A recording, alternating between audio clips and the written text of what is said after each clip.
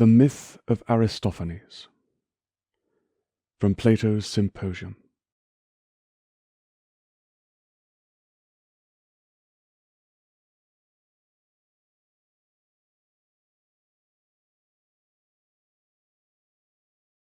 It seems to me that mankind are by no means penetrated with a conception of the power of love, or they would have built sumptuous temples and altars, and have established magnificent rites of sacrifice in his honor. He deserves worship and homage more than all the other gods, and he has yet received none.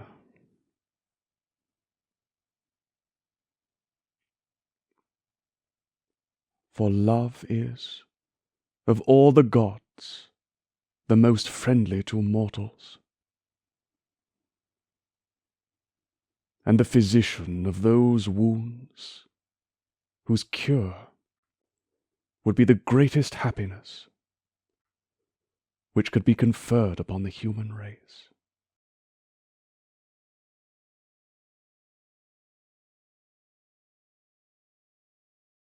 I will endeavor to unfold to you his true power, and you can relate what I declare to others.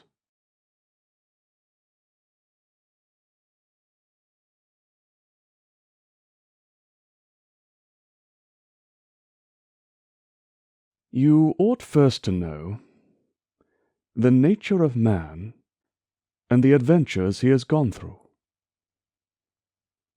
For his nature was anciently far different from that which it is at present.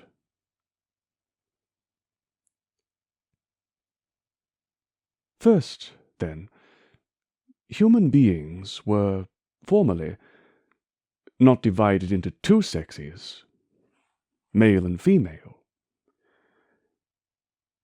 There was also a third, common to both the others, the name of which remains, though the sex itself has disappeared. The androgynous sex, both in appearance and in name, was common both to male and female. Its name alone remains, which labours under a reproach.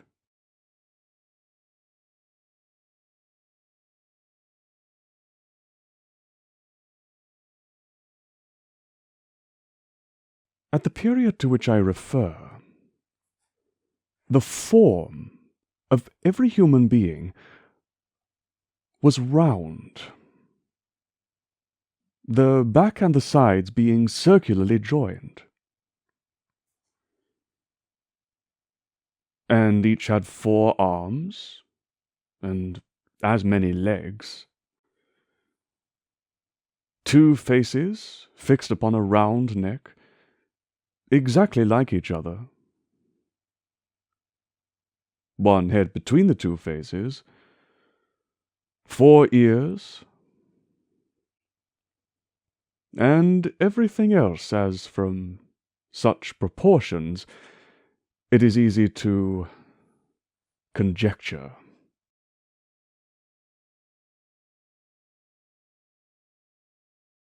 Man walked upright, as now, in whatever direction he pleased. But when he wished to go fast, he made use of all his 8 limbs, and proceeded in a rapid motion, by rolling circularly round, like tumblers, who with their legs in the air tumble round and round.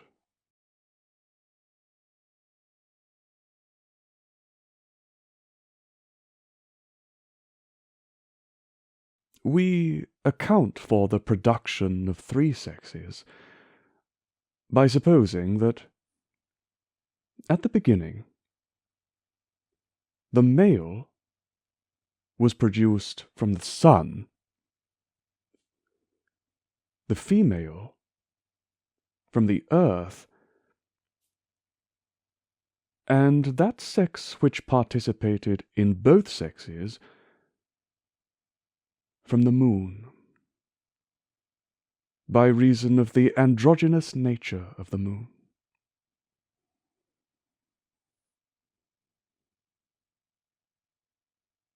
They were round, and their mode of proceeding was round, from the similarity which must needs subsist between them and their parent.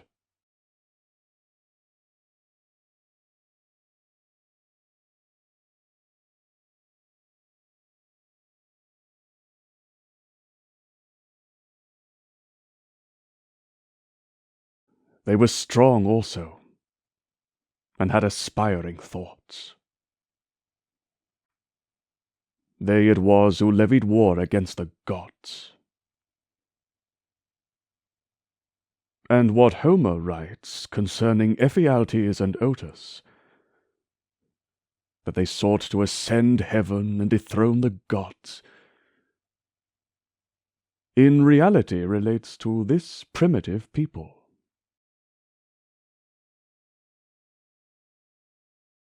Jupiter and the other gods debated what was to be done in this emergency.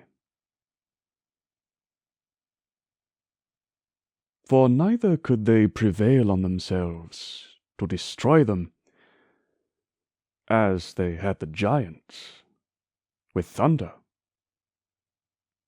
so that the race should be abolished. For in that case they would be deprived of the honours of the sacrifices which they were in the custom of receiving from them. Nor could they permit a continuance of their insolence and impiety.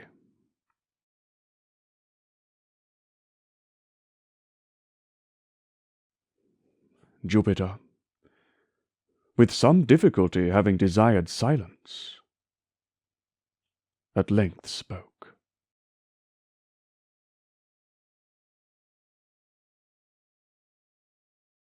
"I think," said he, "I have contrived a method, by which we may, by rendering the human race more feeble, quell the insolence which they exercise, without proceeding to their utter destruction."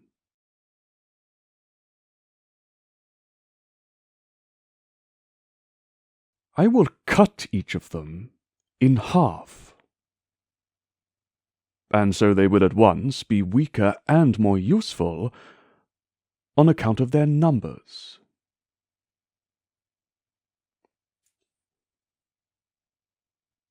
They shall walk upright on 2 legs.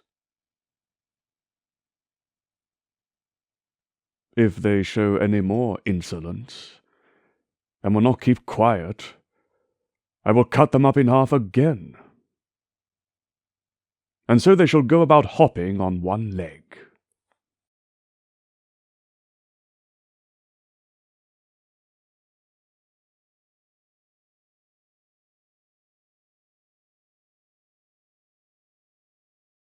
So saying, he cut human beings in half, as people cut eggs before they salt them, or as I have seen eggs cut with hairs.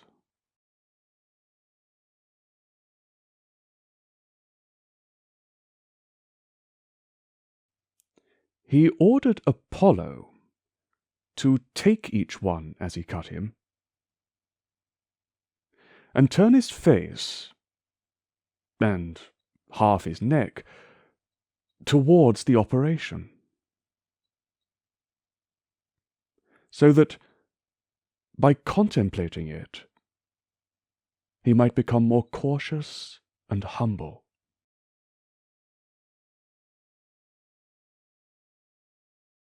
And then, to cure him, Apollo turned the face round and drawing the skin upon what we now call the belly, like a contracted pouch, and leaving one opening, that which is called the navel, tied it in the middle.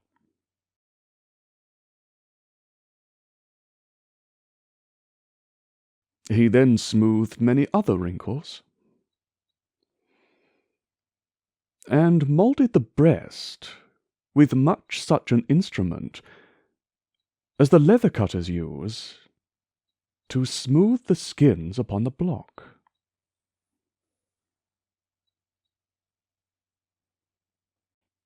He left only a few wrinkles in the belly, near the navel, to serve as a record of its former adventure.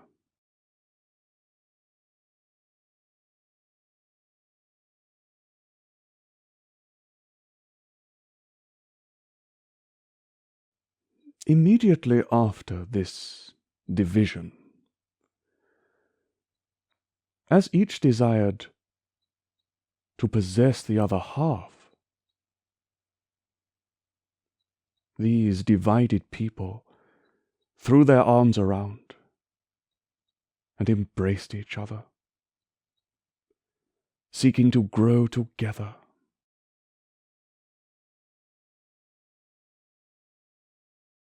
And from this resolution to do nothing without the other half, they died of hunger and weakness. When one half died, and the other was left alive, that which was thus left sought the other, and folded it to its bosom. Whether that half were an entire woman, for we now call it a woman, or a man, and thus they perished.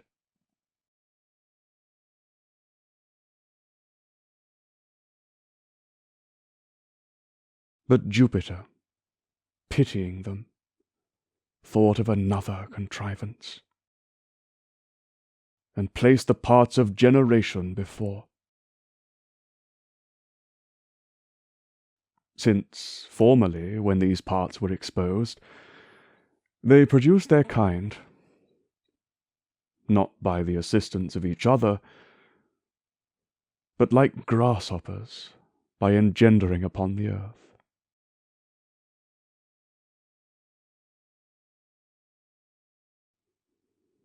In this manner is generation now produced, by the union of male and female, so that from the embrace of a man and woman, the race is propagated.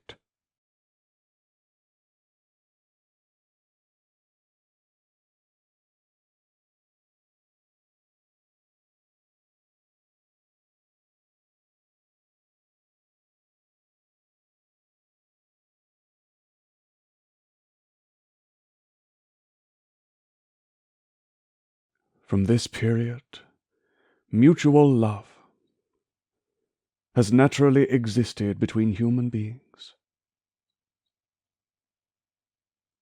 That reconciler and bond of union of their original nature, which seeks to make two one, and to heal the divided nature of man.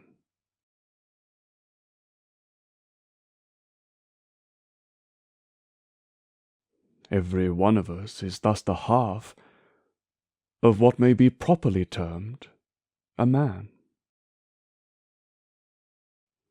And like a pseta cut in two, is the imperfect portion of an entire whole. perpetually necessitated to seek the half belonging to him.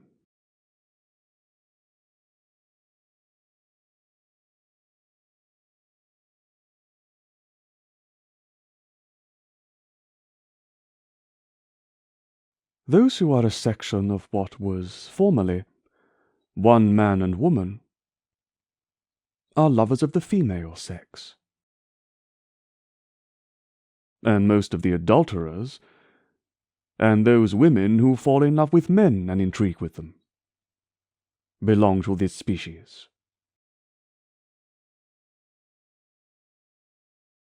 Those women who are a section of what in its unity contain two women are not much attracted by the male sex, but have their inclinations principally engaged by their own. And the heteiristrii belong to this division.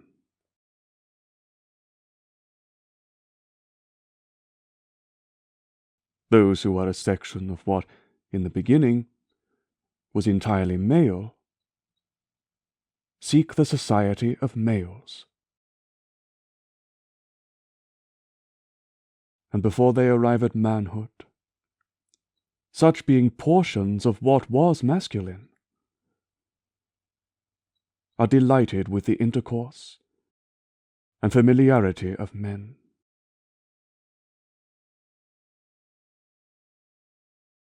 These are the youths who, being of a more manly nature, promise the fairest harvest of future excellence. Some attach to them the reproach of libertinism and immodesty, but without justice. For they do not seek an intercourse with men from any immodesty, but from the impulses of a generous, aspiring, and manly nature.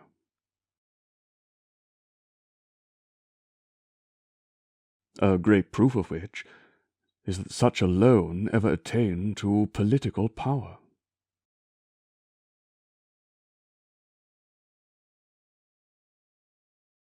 When they arrive at manhood, they still only associate with those of their own sex. And they never engage in marriage, and the propagation of the species from sensual desire, but only in obedience to the laws.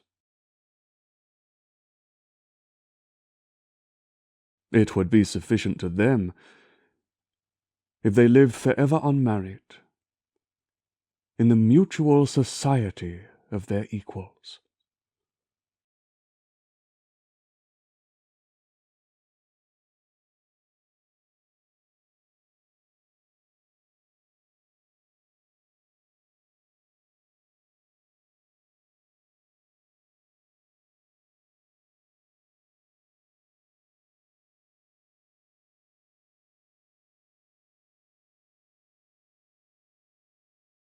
Such as I have described, is ever an affectionate lover and a faithful friend,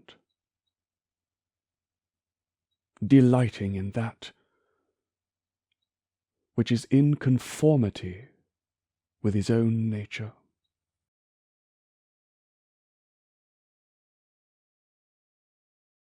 Whenever, therefore, any such as I have described are impetuously struck through the sentiment of their former union, with love and desire, and the want of community, they are unwilling to be divided, even for a moment.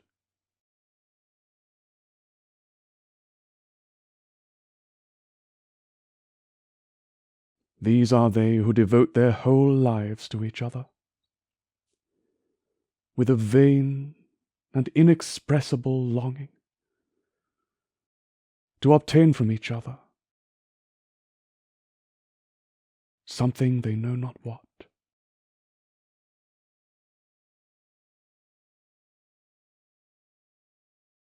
For it is not merely the sensual delights of their intercourse, for the sake of which they dedicate themselves to each other with such serious affection,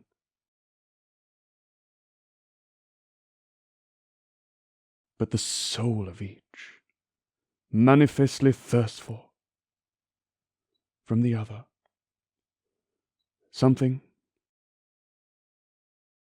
which there are no words to describe,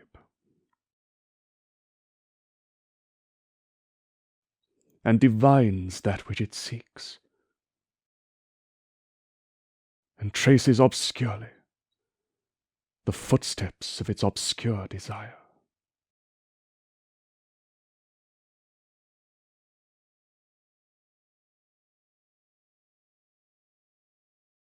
If Vulcan should say to persons thus affected,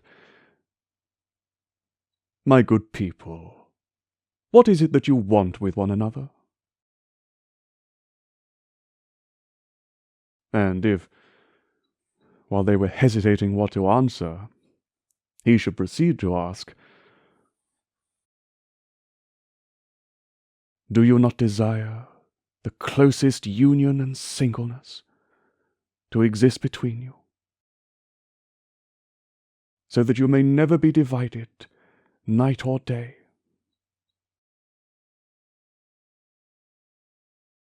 If so, I will melt you together and make you grow into one, so that, both in life and death, ye may be undivided.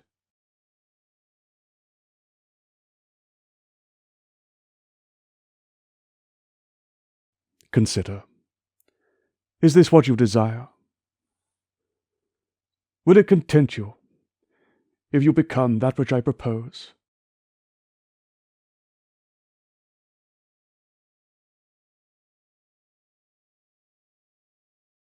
We all know that no one would refuse such an offer, but would at once feel that this was what he had ever sought, and intimately to mix and melt, and to be melted together with his beloved, so that one should be made out of two.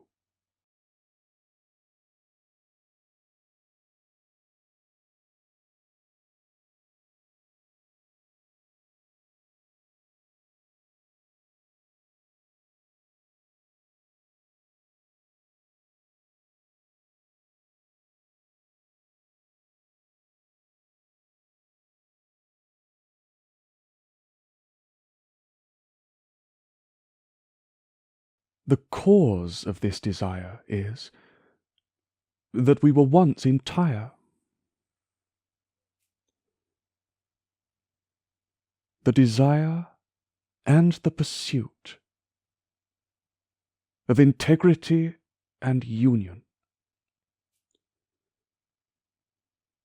is that which we all love.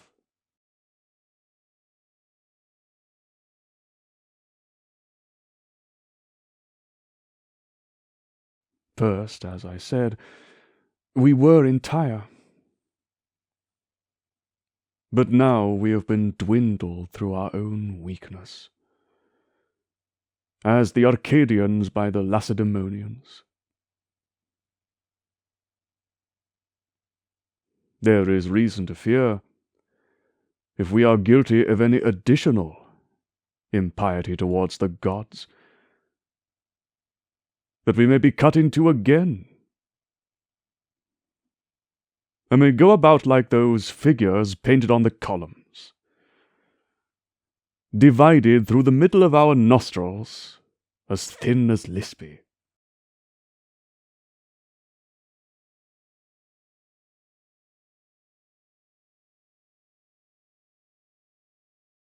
On which account every man ought to be exhorted to pay due reverence to the gods,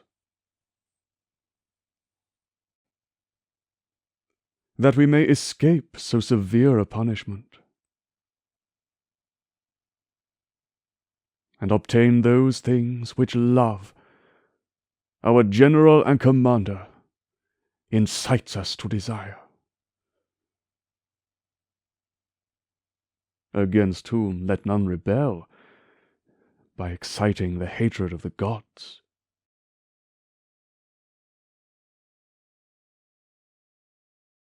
For if we continue on good terms with them, we may discover and possess those lost and concealed objects of our love. A good fortune which now befalls so few.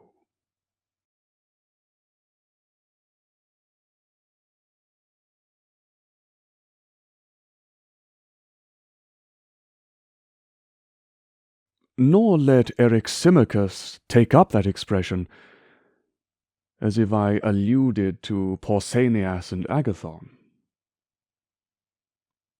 For probably they who are manly by nature are to be ranked among those fortunate few.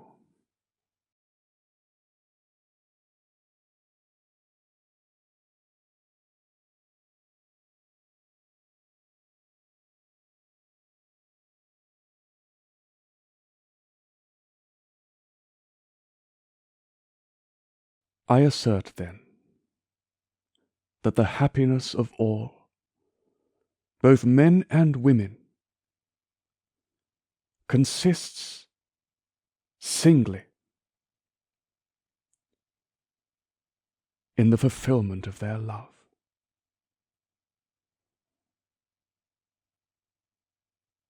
And in that possession of its objects, by which we are in some degree restored to our ancient nature.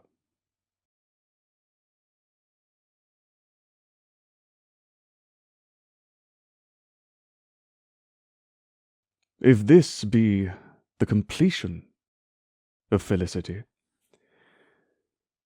that must necessarily approach nearest to it, in which we obtain the possession and society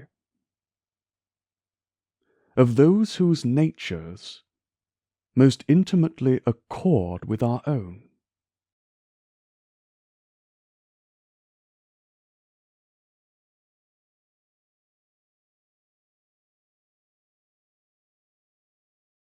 And if we would celebrate any god as the author of this benefit,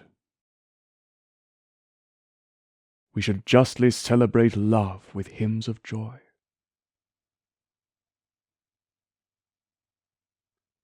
Who in our present condition brings good assistance in our necessity, and affords great hopes, if we persevere in piety towards the gods,